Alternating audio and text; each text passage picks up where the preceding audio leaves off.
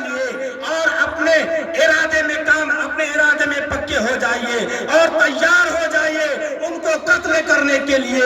وہ یہودی کہتا ہے تم عبداللہ کو تو بلا دو۔ عزیزان ملت اسلامیہ، وہ یہودی تلوار کو نکالتا ہے، ہوا میں لہراتا ہے، اور حضرت عبداللہ رضی اللہ تعالیٰ عنہ فرماتے ہیں کہ آپ عبداللہ کو قتل کرنے کے لیے آئے ہیں، عبداللہ کوئی اور نہیں، آپ کے سامنے کھڑا ہے، قتل کر دیجیے۔ عزیزان ملت اسلامیہ، یہ ہے میرے نبی کے والد گرامی کی شان۔ وہاں اس وقت جو ہے تمام بچوں میں آپ کی شان الگ تھی، آپ خوش مزاج اور سنجیدگی ماحول میں رہنے والے حضرت عبداللہ رضی اللہ تعالیٰ عنہ تھے۔ کچھ عرصہ گزرا، ادھر آمنہ بھی بڑی ہو گئی مدینہ کی سرزمین میں، ادھر حضرت عبداللہ بھی بڑے ہو گئے۔ آپ کے دادا کے دل میں خیال آیا کہ اب بچہ، اب پوتا جوان، اب بیٹا جوان ہو گیا ہے۔ عزیزان ملت اسلامیہ، آپ تمام بھائیوں میں سے چھوٹے بھائی ہیں اور اپنے والد گرامی حضرت عبداللہ کے چہیتے بیٹے ہیں۔ عزیزان ملت اسلامیہ، آپ نے اپنے بیٹوں سے مشورہ کیا کہ ان کے عبداللہ کے لیے لڑکی تلاش کرو، ان کی نکاح کرنا ہے، ان کی شادی کرنا ہے۔ عزیزان ملت اسلامیہ، ان کے لڑکوں نے کہا ٹھیک ہے ابو، ہم ان کے لیے لڑکی تلاش کریں گے، لیکن آپ باپ ہیں، باپ کو ایک خیال آیا، بے چینی تڑپا رہی تھی، ایسے میرا عبداللہ ایسا ہے، ان کے لیے نیک عورتیں کہاں ملیں گی، پارسا عورت کہاں ملیں گی۔ عزیزان ملت اسلامیہ، یہ سوچتے ہوئے آپ سوتے ہیں، آپ کے خواب میں ایک بزرگ آتے ہیں اور آ کر کہنے لگتے ہیں کہ اے عبد المطلب، پریشان کیوں ہو؟ آپ عبداللہ کے لیے لڑکی تلاش کرنے کی ضرورت نہیں ہے، آپ چلے جائیے مدینہ۔ آپ پہلے ہی صبح اٹھتے ہی آپ مدینہ کی طرف سفر باندھ لیتے ہیں، روانہ ہو جاتے ہیں۔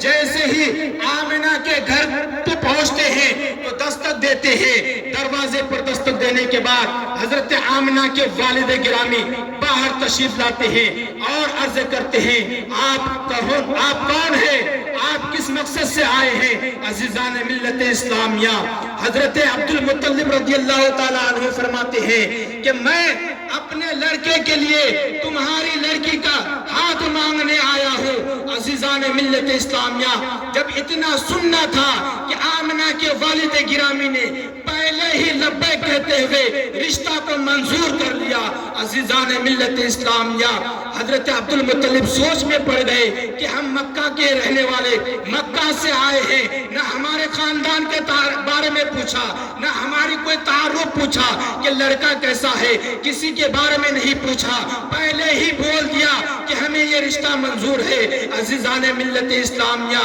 حضرت عبد المطلب رضی اللہ تعالیٰ عنہ فرماتے ہیں کہ اے آمنہ کے والد گرامی، آخر آپ نے یہ رشتہ کو کیوں منظور کر لیا؟ آپ ذرا بتائے تو صحیح۔ حضرت آمنہ کے والد گرامی فرماتے ہیں کہ آپ یہاں جو آئے ہیں تو آپ کو کس نے بھیجا ہے، آپ کو کس نے بھیجا ہے؟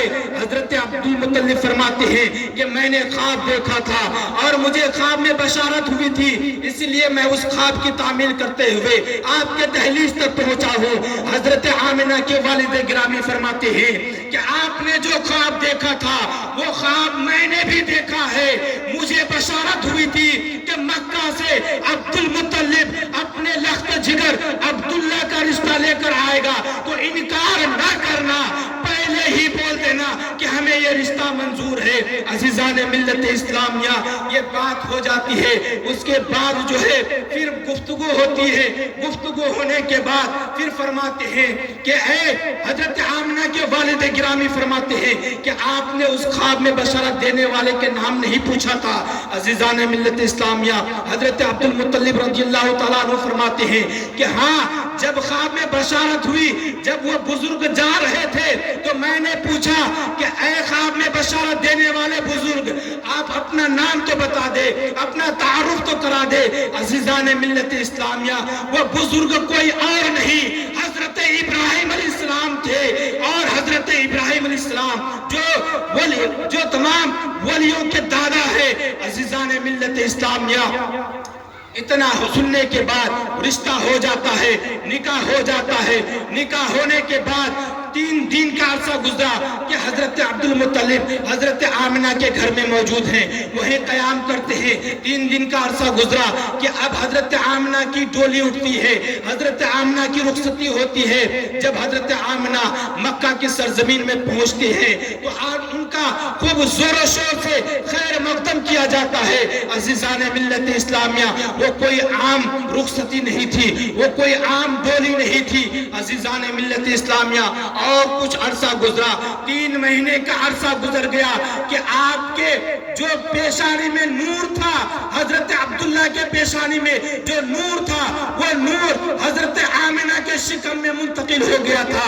عزیزان ملت اسلامیہ، اب جو ہے دنیا کا ایک دستور ہے کہ ہم اپنے لڑکوں کی شادی کراتے ہیں، اس کے بعد اپنے لڑکے سے کہتے ہیں کہ اب پریوار بڑھ گیا ہے، اب کوئی کام کاج میں مشغول ہو جاؤ، کوئی کاروبار کرو۔ اسی طریقے سے حضرت عبد المطلب حضرت عبداللہ رضی اللہ تعالیٰ عنہ سے فرماتے ہیں کہ اے عبداللہ، 3 مہینے کا عرصہ گزر گیا ہے اور آپ جو ہے اب کسی تجارت میں لگ جائیے۔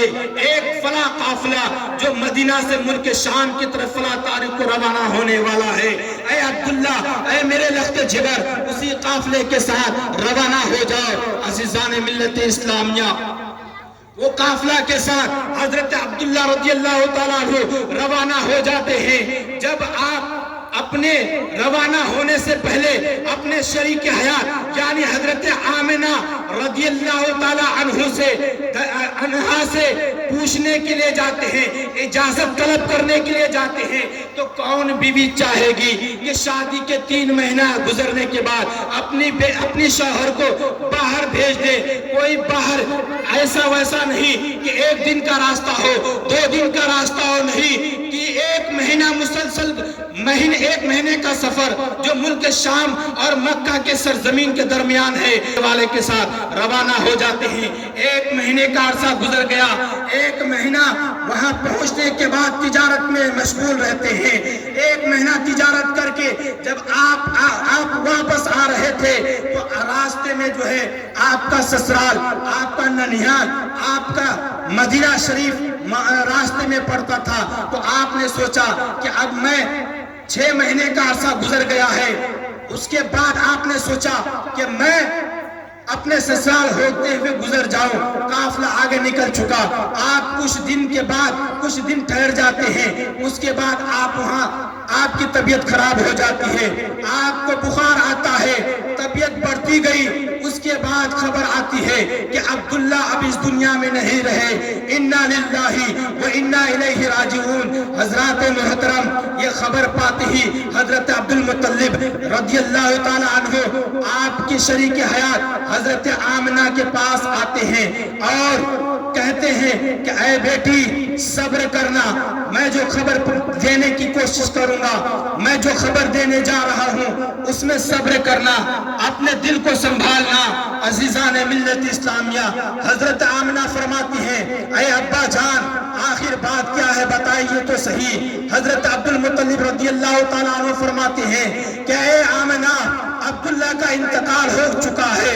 عزیزان ملت اسلامیہ، اتنا سننا تھا کہ وہ آمنہ زاروں قطار رونے لگتی ہے۔ کئی دن گزر گیا، آپ روتے رہے، آپ اپنے دل کو سنبھالنے کی کوشش میں لگے ہیں۔